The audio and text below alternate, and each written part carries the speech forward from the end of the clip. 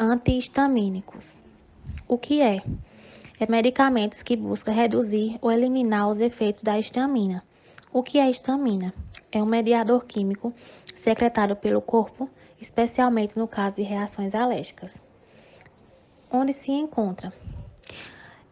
É encontrado em maior quantidade nos mastócitos, mas também são encontrados nas plaquetas, neurônios, células parietais do estômago, células epiteliais e epiderme. Principal função: aliviar sintomas de alergias. E são eficazes pelos sintomas de crises alérgicas, entre eles coceira, coriza, olho lacrimejante e espirros. Receptores e funções. Possuem 3 tipos de receptores, H1, H2 e H3, mas apenas H1 e H2 são alvos de medicamentos. H1 estão situados pelo corpo inteiro, buscando lutar pelos fenômenos alérgicos e são indicados no tratamento de rinites alérgicas, urticárias, conjuntivite alérgica, entre outros, e causam um efeito vasoconstritor sobre vasos sanguíneos, impedindo o edema e inchaço. H2. Especialmente estão situados na mucosa gástrica no estômago.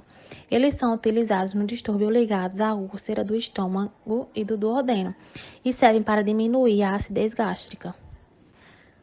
Tipos. Existem 2 tipos, primeira geração e segunda geração.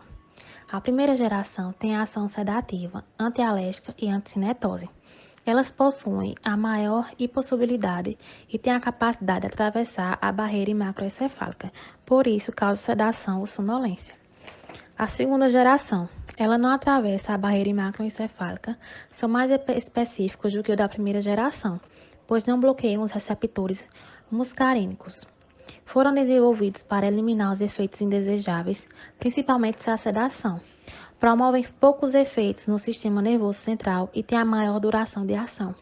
Vamos falar um pouco sobre os anti-inflamatórios, começando a falar o que é uma inflamação, que nada mais é que uma resposta à infecção ou lesão tecidual que ocorre para erradicar micro-organismos ou agentes irritantes e para potenciar a reparação tecidual. E então, o que são os anti-inflamatórios? Os anti-inflamatórios são medicamentos que impedem ou amenizam essa reação e minimizam sintomas comuns da inflamação, como dor, calor, rubor e edema.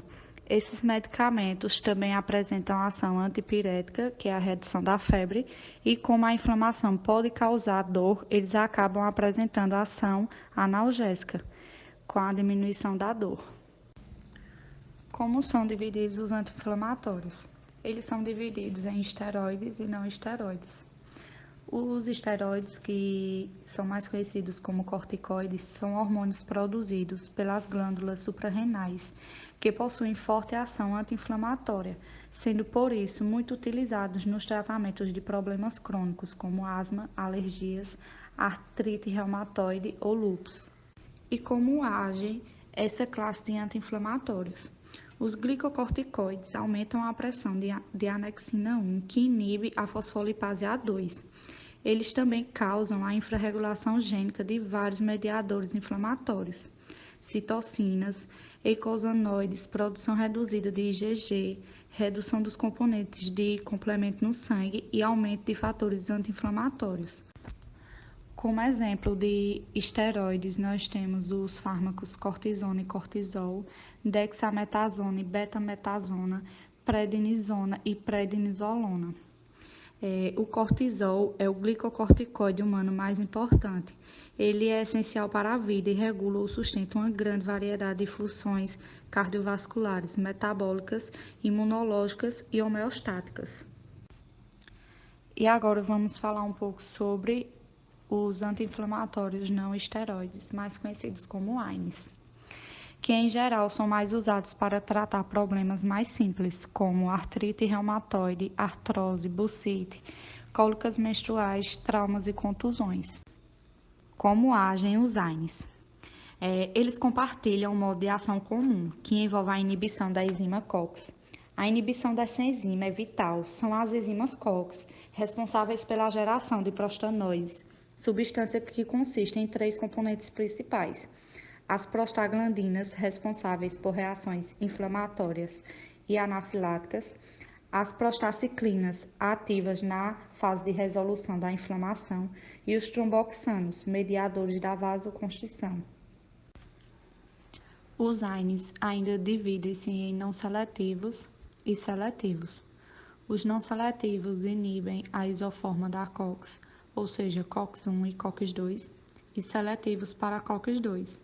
Inibidores não seletivos da COX geralmente bloqueiam as duas isoformas da COX em diferentes graus irreversivelmente. São eles os salicilatos, os derivados do ácido propiônico, derivados do ácido acético, derivados do oxicam, derivados das sulfonanilidas, paracetamol e inibidores da COX-2.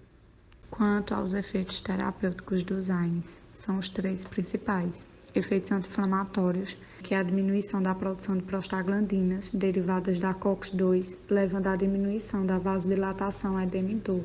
O efeito analgésico, na diminuição da dor, principalmente a inflamatória, diminuição de prostaglandinas que sensibilizam nociceptores. Efeito antipirético, reduz a temperatura corporal patologicamente elevada e tem como mecanismo de ação a inibição da produção das prostaglandinas PGE2, produzidas a partir do IL-1 no hipotálamo. Nós temos efeitos colaterais dos anti-inflamatórios, problemas como gastrite, úlcera gástrica, esofagite, insuficiência renal, sangramento digestivo, aumento de pressão arterial, doença hepática, cardiopatias, alergias, entre outras. Bom, eu fiquei responsável de falar sobre a classe de antineoplásicos. Eles são comumente classificados em 4 tipos, sendo eles os citotóxicos, os hormonais, os imunológicos e os outros tipos de terapias. Os agentes citotóxicos afetam a síntese de DNA, sendo classificados de acordo com a fase do ciclo celular que atuam. São subdivididos em agentes alquilantes, antimetabólitos, antibióticos citotóxicos e inibidores mitóticos e derivados vegetais. Agentes alquilantes. O mecanismo de ação desse fármaco se dá através de um grupo alquilo reativo, que forma a ligação covalente com ácidos nucleicos, resultando em uma reação cruzada ou quebra de cadeia de DNA, o que previne a replicação do ácido nucleico. Explicando agora o mecanismo de ação, usando os agentes alquilantes da mecloretamina, eles causam alteração na cadeia do DNA, impedindo a sua replicação. Fazem a alquilação dos ácidos nucleicos DNA e RNA e proteínas. São drogas do ciclo celular não específicas, capazes de destruir células em repouso ou em processo de divisão ativa.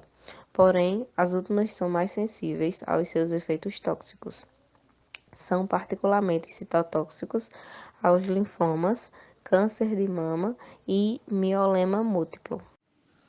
Os antimetabólitos ou alcaloides da vinca são análogos estruturais das substâncias ou metabólitos endógenos do corpo, competindo assim com o metabólito endógeno e, consequentemente, interferindo com os processos celulares específicos, acarretando no bloqueio bioquimicamente da síntese de DNA.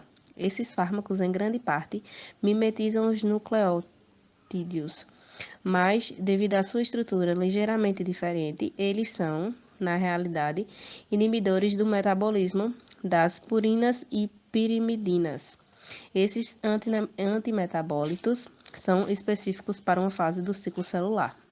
Explicando agora o mecanismo de ação dos antagonistas do folato, usando o exemplo do metrotexato, ele inibe o dihidrofolato redutase, causando a depressão do tetrahidrofolato, impedindo que o FH4 atue como cofator na transferência de carbonato, tanto para a metilação da uracelina no 2-desoxirridilato, como para formar a timidilato. Os antibióticos citotóxicos, apesar de cada antibiótico dessa categoria ter um mecanismo de ação diferente, eles são específicos para uma fase do ciclo celular, afetando a função do DNA.